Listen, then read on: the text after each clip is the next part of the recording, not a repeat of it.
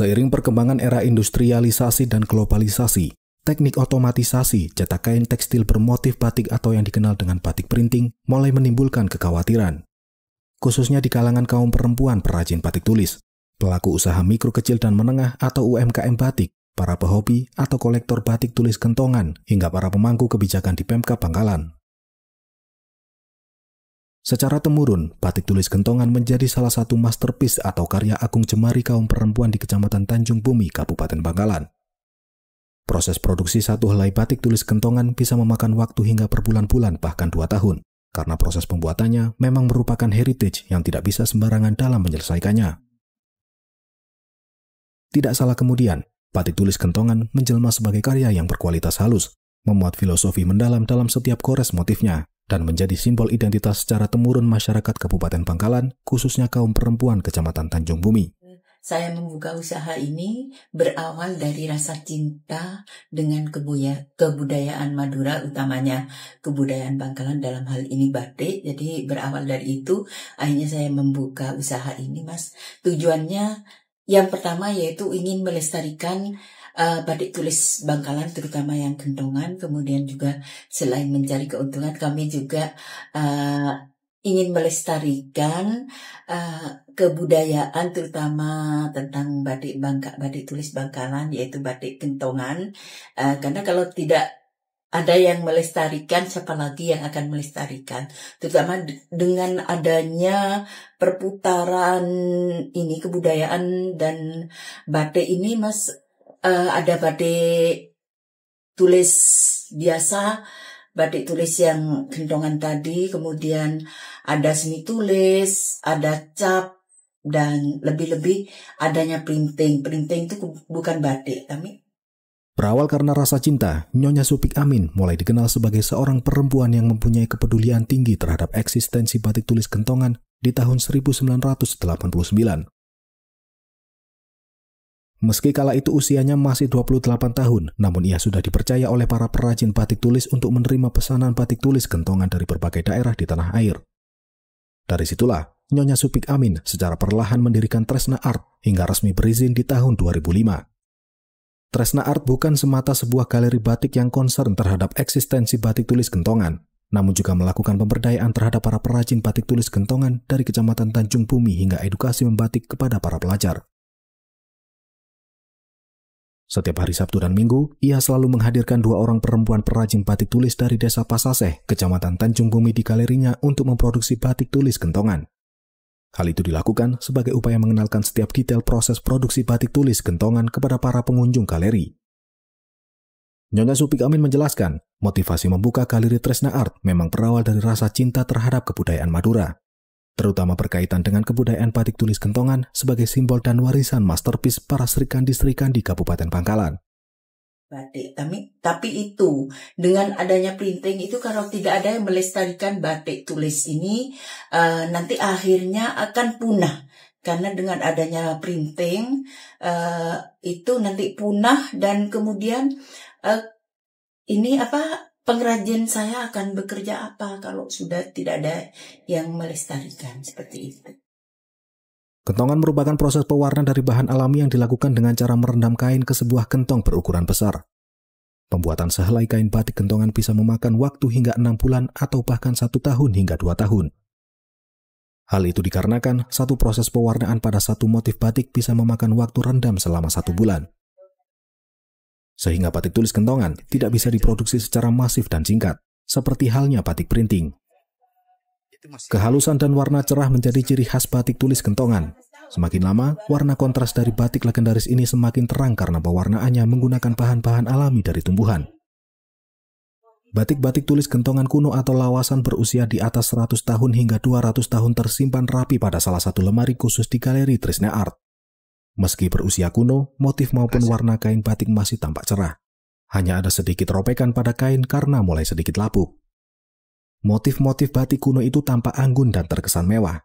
Di antaranya gabungan 2 motif sekaligus, yakni motif kaper atau kupu-kupu dan daun membeh yang selalu menjadi sasaran para kolektor batik. Yang ratusan tahun, Mas, ini ratusan tahun.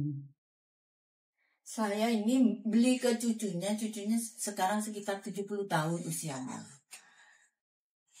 punya neneknya. Bisa dihitung. Iya.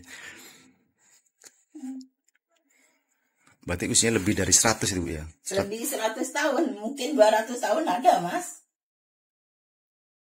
Motifnya motif rawan, kemudian mata ikan, ada 2 motif. Berawan dan mata ikan ya? Ya, selingkuh kalau sekarang disebut selingkuh, kalau dulu sok sore. Bu, itu kondisi kainnya seperti apa, Bu? Masih bagus, Mas. Juga pewarnaan masih cerah, Bu ya? Iya. Kan kalau dulu tuh tidak ada pewarna kimia, semuanya warna alam. Tidak salah jika kemudian harga satu helai maupun satu sarimbit atau satu setel yang terdiri dari sarung, kemeja, dan selendang batik tulis kentongan harganya bisa mencapai puluhan juta rupiah. Ia menambahkan, para pengunjung galeri Tresna Art kebanyakan berasal dari luar daerah di seluruh Indonesia untuk kebutuhan batik tulis berkualitas. Bahkan belakangan ini, pengunjung dari mancanegara datang hingga 5 kali kunjungan dalam setiap minggu. Kalau di sini yang berkunjung itu kebanyakan dari luar daerah, Mas. Dari luar daerah, insya Allah dari seluruh Indonesia itu sudah pernah ke sini. Terutama yang dari mancanegara juga. Akhir-akhir ini sudah sering, seminggu itu kadang-kadang ada 5 kali mungkin ada. Dari mancanegara, Bu? Dari mancanegara. Biasanya yang dibeli batik tulis? Mereka tuh kebanyakan ini, Mas, meneliti. Oh. Jarang yang beli ya. Tapi kalau yang dari Jepang itu suka mengkoleksi. Yang dikoleksi ya batik-batik yang terutama batik kentongan, batik kuno seperti itu. Hingga saat ini, jumlah perajin batik tulis yang telah dirangkul dan diberdayakan oleh Nyonya Supik Amin lebih dari 30 orang. 2 di antaranya yakni Sutiah dan Sofia, warga desa Pasaseh, kecamatan Tanjung Bumi, yang selalu membatik di joglo galeri Tresna Art di setiap hari Sabtu hingga Minggu. Sofia merupakan perajin batik dengan keterbatasan fisik atau penyandang disabilitas, yakni tanpa lengan kanan, sehingga ia melukis motif batik menggunakan tangan kiri. Sementara Sutiah duduk di sisi kiri Sofia. Keduanya kala itu sama-sama sedang melakukan tahapan ngelowing atau menempelkan lilin malam cair di kain dengan menggunakan media canting, sehingga tercipta kontur garis, bidang, dan pola rakam hias. Mulai tahun 2014. Mulai tahun berapa, Bu? 14. 2014. Ibu dari Tanjung Bumi, Bu? Tanjung Bumi, Pasaseh. Berarti Sabtu Minggu Ibu di sini ya? Iya. Karena itu baik, tidak ada yang nganu saya, jadi saya kenal. Seorang tukang cerai metanda kan. Tidak terserah saya. Malah masih suruh istirahat, kalau saya senang batik itu saya batik. Saya kerja. Ini jenis batik apa, Bu? Udai ya. Batik tulis gentongan motif udai ya, gitu ya? Batik tulis gentongan motif udai ini. Itu termasuk yang paling laku, Bu? Iya, semua kalau gentong di sini laku. Melalui proses pembuatan yang rumit dan lama, tidak salah jika kualitas batik tulis kentongan mendapat tempat tersendiri di hati para pecintanya yang memang mayoritas kaum perempuan. Kehalusan dan warna cerah tetapi tidak norak merupakan ciri khas batik tulis kentongan. Sebagaimana koleksi batik-batik tulis kentongan milik Haji Wasilah, warga Jalan Sidangkap, Kelurahan Melacah, Kota Bangkalan.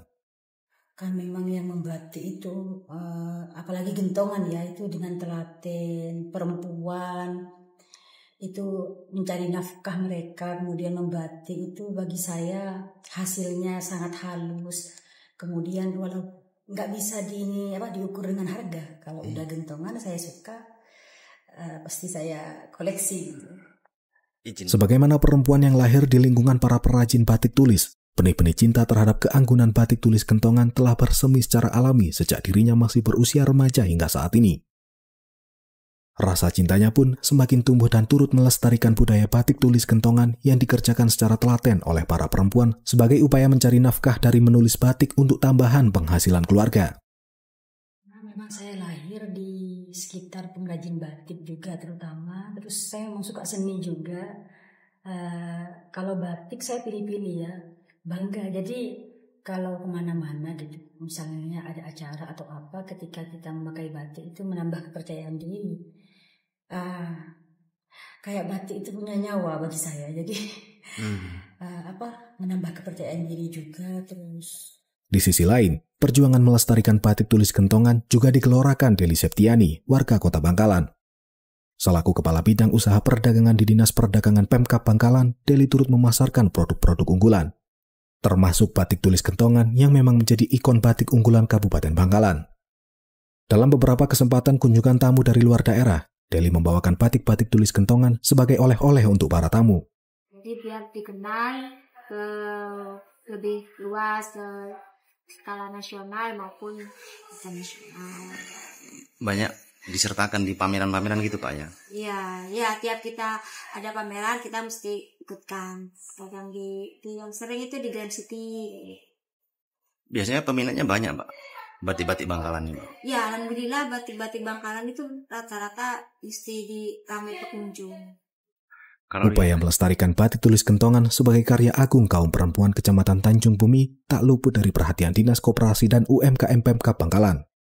Melalui Kepala Bidang Pemberdayaan UMKM, Musnina kerap memberikan pelatihan-pelatihan membatik kepada para santri entrepreneur di tahun-tahun sebelumnya. Hingga saat ini, jumlah UMKM di Kabupaten Bangkalan terdata sekitar 82.000 UMKM.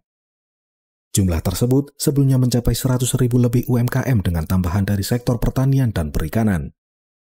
Download Tribun X sekarang, menghadirkan lokal menjadi Indonesia.